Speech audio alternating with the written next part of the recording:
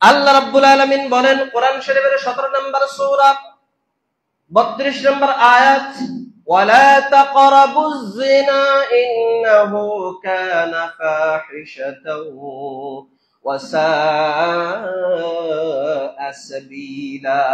জোরে বলেন আল্লাহু আকবার। তোমরা জিনার দ্বারে কাছেও যেও না। কে বললেন? আল্লাহ। ইন্নাহু কানা ফাহিশা, এটা অশ্লীলতা, এটা খারাপ, ওয়া সাআ সাবিলা, খারাপ রাস্তা, সেদিকে যাওয়ার জন্য নিষেধ করলেন কে? আল্লাহ। কিন্তু মানুষের শৈলাভ এদিকে বেশি না কম? এখন তো জানা কোনটা, ব্যভিচার কোনটা, সেটা তো মানুষ পার্থক্য করতে পারে না। কারণ বিবাহ শাদীর আগে পার্কে, বোনের বাড়িতে, বাবির বাড়িতে এরকম অনেক দিন পর্যন্ত রেখে দেয়। গতকালকের একটা নিউজ দেখলাম, বড়ইতলি বাড়ি, স্থান কোথায়, মেয়ে প্রেমিকার ঘরের মধ্যে অনশন করতেছে। কেন? 2012 সালে তার সাথে সম্পর্ক শুরু হয়। এখন এই সম্পর্ক চলতে চলতে এই পর্যন্ত আসে, বিদেশে যায় আসে, মাঝখানে সে তাকে এই মেয়েকে কখনো তার বোনের বাসায় 6 মাস রাখছে, আবার কখনো 1 মাস রাখছে তার বাবির বাসায়, এভাবে 12 বছর কাটালো। পরে বিদেশ থেকে এসে আপনার অন্য একজন মেয়েকে বিবাহ করে, আর এই মেয়ে এসে তার ঘরে অনশন করতেছে। এটা গতকালকের খবর বলছে। তাহলে কোনটা জানা, কোনটা সঠিক, কোনটা বেঠিক, সেটাও মানুষ এখন পার্থক্য করতে পারে না। কারণ বিবাহ পূর্ব সময়ে পার্কে গিয়ে এরকম অবস্থা আছে না নাই? আপনি তো জানেন না, আছেন চাকরিতে, আছেন ডিউটিতে, আছেন আপনি টাকা পয়সা রোজগারে, কত পরিশ্রম করে টাকা কামাচ্ছেন, কিন্তু আপনার সন্তান, আপনার মেয়ে অবৈধ কাজকর্ম করতেছে, আপনার কোনো খোঁজখবর নেই। ওইটাও ওই আমানতের মধ্যে পড়ে খোঁজখবর নেওয়া। কুল্লুকুম রাইন ওয়া কুল্লুকুম মাসউলুন আন রাইয়াতিহি। তাহলে বিবাহ ছাড়া মেলামেশা করা, কথাবার্তা বলা, এটা কি বলেন? জিনা। এটা কি বলেন? জিনা। বিয়ে একটা করছে, সন্তান হয়ে গেছে, এরপরে পরকীয়া আছে না নেই? গত 1 সপ্তাহ আগের ঘটনা বলি। স্বামী অসুস্থ, ভারতে গিয়ে চিকিৎসা করছে, স্ত্রী নিজের কিডনিটা দিয়ে স্বামীকে বাঁচালো। এই ঘটনা আপনারা দেখছেন কিনা জানি না, অনেকেই দেখছেন। এখন পরবর্তীতে স্বামী দেশে এসে স্ত্রীর সাথে খারাপ ব্যবহার করে, সুস্থ যখন হয়ে যায় আরেকটা স্ত্রীর সাথে পরকীয়া করে, ওই আগের স্ত্রী যিনি কিডনি দিয়ে তাকে সুস্থ করলেন তাকে ভুলে গেছে, তাকে নির্যাতন করতেছে। এই রকম ঘটনা একটা দুইটা না, বেশি। অথচ আল্লাহ বললেন ওয়ালা তাকরাবুজ জিনা, এই রাস্তায় যাওয়া যাবে না, দ্বারে কাছেও যাওয়া যাবে না। কারণ দ্বারে কাছে বলতে আমরা কি বুঝেন জানি না, কিন্তু তাফসীরের মধ্যে কিছু কথা এসেছে। 1 নাম্বার, পর্দাহীনতা। যে মেয়ে পর্দা করে না, যে পুরুষ পর্দা করে না। হুজুর, আবার পুরুষের পর্দা কি? পুরুষের পর্দা হলো চোখ নিচে রাখা, তার আওয়াজ নারীর কাছে না যায় মতো অবস্থান করা, তার সামনে কোনো নারী যখন যায় নিজেকে কন্ট্রোল করা, এটা পুরুষের পর্দা। তাহলে নারীর পর্দা কি? নারীর পর্দা হলো তার মাথা থেকে চুল পর্যন্ত, চুল থেকে একেবারে পা পর্যন্ত কি রাখতে হবে? ঢেকে রাখতে হবে, কোন পুরুষ যাতে আকৃষ্ট হতে না পারে। এই পর্দাহীন যারা থাকে তারা ব্যভিচারের দিকে আপনার পুরুষদেরকে আকৃষ্ট করছে, ঠিক কিনা বলেন? আর আপনি দেখবেন খুবই বাস্তবতা, বাংলার এই জমিনের মধ্যে আমরা দেখেছি অনেকগুলো ঘটনা।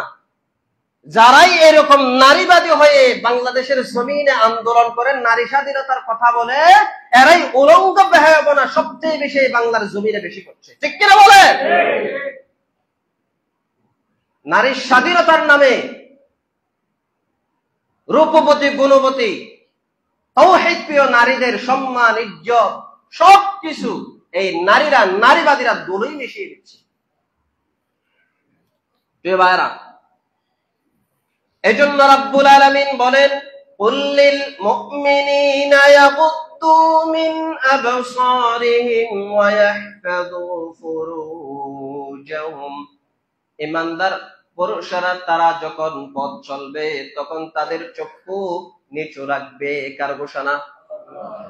এরপর আল্লাহ বললেন একই কথা নারীদেরকে আলাদা করে বললেন, ওয়াকুল্লিল মুমিনাতি ইয়াগদুদনা মিন আবসারিহিন্না ওয়া ইয়াহফাযনা ফুরুজাহুন্না। জোরে বলেন আল্লাহু আকবার। নারীদেরকেও আল্লাহ বললেন, হে আমার ঈমানদার নারীরা, তোমরাও তোমাদের লজ্জাস্থান চক্ষু লজ্জাস্থান হেফাজত করবে, চক্ষুর হেফাজত করবে, চোখ নিচু রাখবে। কে বললেন? এখন তো এমন অবস্থা হয়েছে সমাজে, ও ভাবি ঐরনম্মা কেমন আছো, আছে না? বলেন ও ভাবি বলে আপনার কথা বলার তো ইসলাম আপনাকে রাইটস দেয় নেই, দিয়েছে কিনা বলেন? সালাম নাই কালাম নাই, হুট হাট করে ঘরের ভিতরে ঢুকলেন, উনি কোন অবস্থায় আছে সেটা তো আপনি জানেন না। এই জন্য আল্লাহ নিষেধ করলেন, লা তাদখুলু বুয়ুতান গায়রা বুয়ুতিকুম হাত্তা তাস্তানিসু, অনুমতি ছাড়া ঘরে প্রবেশ করা যাবে নিষেধ করলেন কে? আপনি ঢুকলেন যে না সমস্যা নাই, আমাদের বাড়ির পাশেই, কি অসুবিধা আর হবে? আসলে না বলেন কি অসুবিধা আর হবে? ইসলাম তো নিষেধ করছে মিয়া, অসুবিধা না থাকলে কি ইসলাম নিষেধ করে? এরকম দেখতে দেখতে ভাবি বলতে বলতে আরেকদিন অন্য কিছু বলে ফেলবা, সেটাও হাদিসের মধ্যে স্পষ্ট আছে, আমি বানিয়ে বলি নাই। প্রিয় ভাইয়েরা, এরপরে একান্ত মিশা, মিশতে মিশতে যে কি হয়ে যায় আল্লাহ ভালো যায়। 5টা বিপদ সম্পর্কে আল্লাহ রাব্বুল আলামিনের হাবিব সাল্লাল্লাহু আলাইহি ওয়াসাল্লাম মদিনায় সাহাবীদেরকে সতর্ক করলেন। কয়টা? 1 নাম্বার, লাম তাযহারিল ফাহিশাতু ফি কওমিন, কোন জাতির সামনে যদি অশ্লীলতা প্রকাশ্যে বেড়ে যায়, তাহলে রাসূল বললেন সেই জাতির উপরে প্লেগ রোগ প্রাদুর্ভাব তৈরি হয়ে যাবে, প্লেগ রোগ সৃষ্টি হয়ে যাবে, মহামারী আকার ধারণ করবে। এমনকি রাসূল এটাও সতর্ক করলেন, ওয়াল আউজাউল্লাতী লাম তাকুন মাদাত ফি আসলাফিহিম আল্লাযী মাদু, যে রাসূল বললেন এমন এমন রোগ হতে পারে যেই রোগের কল্পনা তারা জীবনেও করে নাই, কিংবা পূর্বের কোন মানুষের কাছে এমন রোগ হয় নাই। আপনি দেখবেন এইডস রোগে মানুষ মারা গেছে, আছে না নাই? ব্যান্ড কুইন বলা হতো, মার্কারি নাম, 45 বছর বয়সে এই অভিনেতা ইন্তেকাল করলো। কারণ কি ছিল? কারণ হলো এইডস রোগ, এই যৌনতা, ব্যভিচার। রোগ দিলেন কে? ভারতের ইতিহাস আপনি একটু পড়েন দেখি, সেখানে আপনার কয়েকটা মিনিটের মধ্যে একজন নারী ধর্ষিতা হয়। নাউজুবিল্লাহ আসতে বললেন। প্রিয় ভাইরা, তাহলে রোগ দেওয়ার মালিক কে? যিনি রোগ দিতে চাই তাকে কি থামানো যাবে? আপনি অপরাধ করলেন আর তিনি রোগ দিলেই সমস্যা। আপনি অন্যায় করলেন, অপরাধ করলেন, আপনাকে রোগ দিয়েছে, আর আপনি টাকা পয়সা বিভিন্ন ধরনের অপচয় করলেন, নষ্টামি করলেন, দুষ্টামি করলেন, আপনার উপরে গজব আসলো আল্লাহর পক্ষ থেকে। গজব যিনি দেন তার দোষ নাকি গজব দেওয়ার জন্য সময় যিনি তৈরি করে দিলেন তার দোষ? সুযোগ যিনি দিলেন তার দোষ? কার দোষ বলেন? আপনি তো সুযোগ করে দিলেন। আল্লাহ তো কোনো বান্দাকে আযাব দিতে চায় না, চায় নাকি বলেন? 2 নাম্বার, ওয়ালাম ইয়ানকুসুল মিকয়াল ওয়াল মিজান, যারা ওজনে কারসাজি করে, ওজনে কি করে? যা আপনি ওজন করতেছেন, স্কেল করতেছেন, দেখা গেল পলিথিনের ভিতরে 6টা আপেল, 2টা আপেল স্কেলের উপরে রাখলেন, পলিথিনের বাইরে দেওয়ার সময় গিট দিয়ে সুন্দর করে 6টা আপেল দিয়ে দিলেন, ওই 2টা আপেল আস্তে করে রেখে দিলেন তালের মধ্যে। এখন কারসাজি হলো কি হলো না? বলেন না, হলো কি হলো না? হুজুর কেমনে হলো? ওই যে 2টা আপেল ওই 6টার সাথে একসাথে ওজন করা হয়েছে কি হয় নাই? তাহলে একসাথে যদি ওজন করা হয়, যার জন্য ওজন করলে তাকে দেওয়ার দরকার আছে না নাই? না দিয়ে রেখে দেওয়া, এটা কারসাজি হয় কি হয় নাই? উদাহরণ কি সবগুলো দিতে হয়? আপনি ধরে নেন অন্যান্য যত জিনিস আপনি কিনেন, সব জায়গায় এরকম কারসাজি আছে না নাই? কারসাজি করলে কোন ধরনের গজব আসতে পারে? 1 নাম্বার, দুর্ভিক্ষ। কি আসতে পারে বলেন? ফল ফলাদি নষ্ট হয়ে যাবে, ক্ষেত কামারে বৃষ্টি আসবে, রোদের কারণে ফল নষ্ট হয়ে যাবে, তৈরি হবে না, মাঠ নষ্ট হয়ে যাবে, জমিন নষ্ট হয়ে যাবে।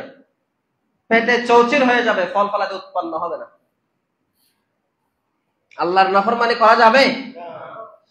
প্রিয় ভাইরা, এরপর 2 নাম্বার আল্লাহ তাআলা যেটা আযাব দিবেন সেটা হলো ওয়াজাউরিস সুলতানি আলাইহিম।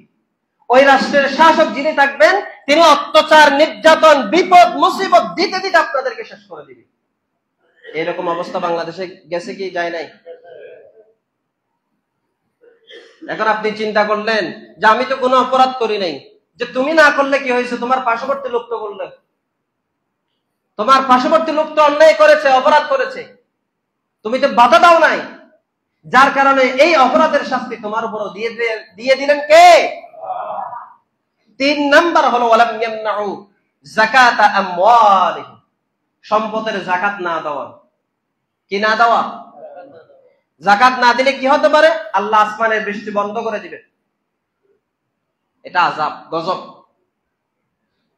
এমন কি রাসূল বললেন যে ওয়ালাউলাল বাহাইমা ওয়ালাম ইউমতারু, যদি এই জমিনে গাছপালা না থাকতো, পশু পাখি না থাকতো, আল্লাহ বৃষ্টি যেটা বন্ধ করলেন সেটা আর কখনো দিতেন না।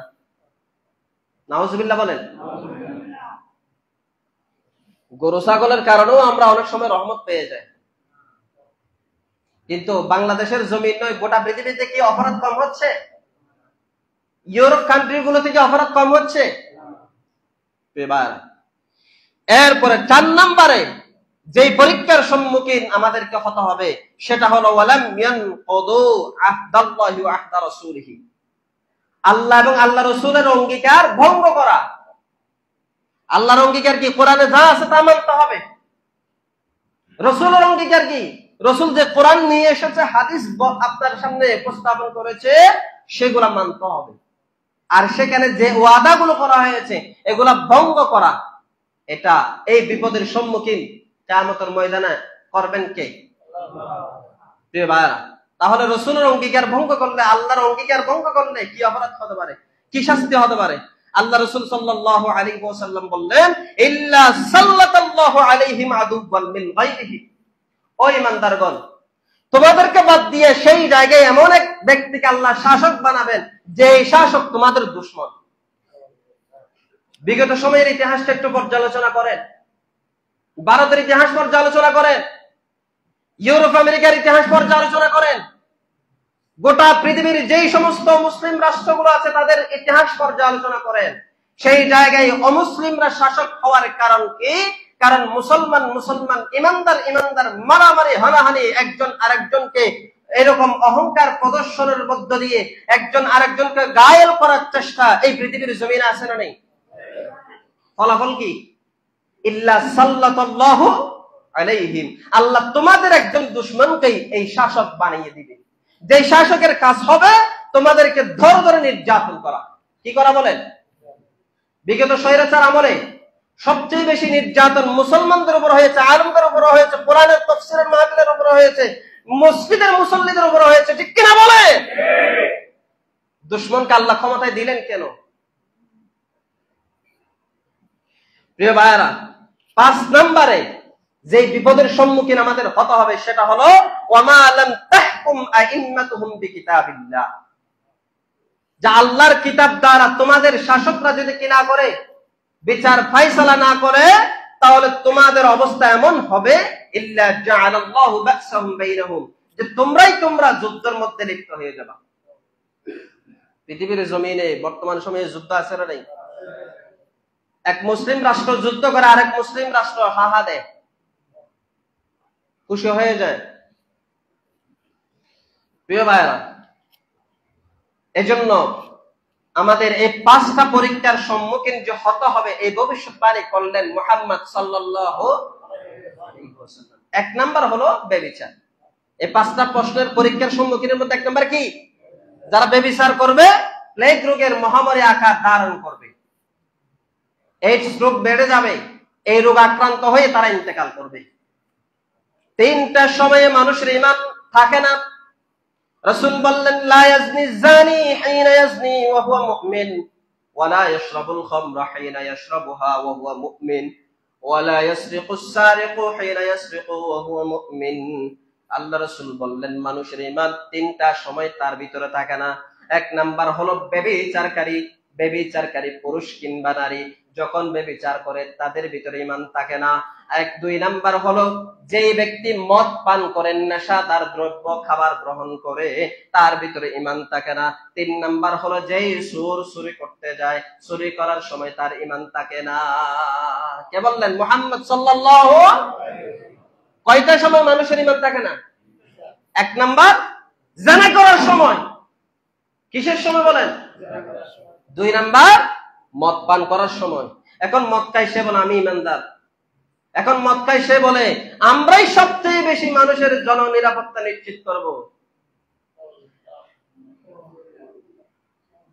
শরাব খায়, রাতের বেলা নারী নিয়ে ঘুমায়, দিনের বেলা বড় বড় কথা বলে, আছে না? বলেন বেঈমানদার। 3 নাম্বার হলো যে চুরি করার সময় কি থাকে না? রাষ্ট্রের সম্পদ চুরি করে, এরকম মন্ত্রী এমপি নাই, আছেন না? বলেন জনগণের সম্পদ চুরি করে, ডাকাতি করে এই ডাকাত দলরা ক্ষমতায় আসার আগেও এই চুরি অব্যাহত রেখেছে তারা, ঠিক কিনা বলেন না?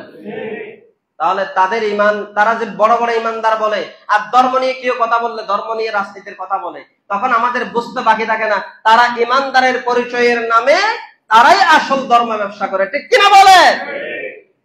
রাসূলের হাদিসের কথা না আমার কথা। জিনা কয়েক প্রকার আছে।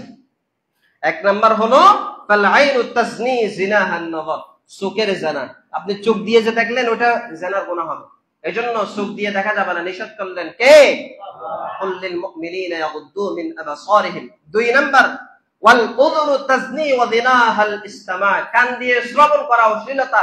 আপনি গান শুনলেন, অশ্লীল গান, যেটা আপনাকে বেবিচারের দিকে নিয়ে যাবে, হেডফোন লাগাই দিলেন, মানুষটা জানে না, মা বাবা তো জানে না এই ছেলে কি না কি শুনতেছে, আপনি তো কোনোদিন দেখেন নাই। একটু মাঝে মাঝে চেষ্টা করিয়ে যে আপনার ছেলে হেডফোন লাগাই ঘুমাই গেছে, কি শুনতেছে একটু দেখিয়ে। ছেলে তো ঘুমাই গেছে গা, কিন্তু গান চলতেছে, ফজর হয় গানের ওই আওয়াজ দিয়া। নাউজুবিল্লাহ বলেন। এরপরে 3 নাম্বার হলো ওয়াল লিসানু ইয়াজনি ওয়া জিনাহুল কালাম, কথার জিনা। অশ্লীল কথা বললে সেটা কিসের গুনাহ হবে? জিনার গুনাহ হবে। এরপরে ওয়াল ইয়াদু তাজনি ওয়া জিনাহাল বাতশ, আপনার হাতের জিনা। এগুলো ব্যাখ্যা করার দরকার নেই, আপনারা হয়তো বুঝতেছেন। ওয়াল রিজলু তাজনি ওয়া জিনাহাল খাতা, পায়ে হেঁটে জিনার রাস্তায় যাওয়া। 6 নাম্বার হলো ওয়াল কলবু ইয়াহবি ওয়া ইয়াতামান্না, কলব দ্বারা আশা করা, চিন্তা করা, আমি ওই কাজটা ওই মেয়েকে যদি পেতাম, তার সাথে যদি একটু কথা বলতে পারতাম, অমুক গানের আসরে যদি যেতে পারতাম, জিনার গুনাহ। ওয়া ইয়াসাদদিকু যালিকাল ফরজ আও ইয়াকাযযিব,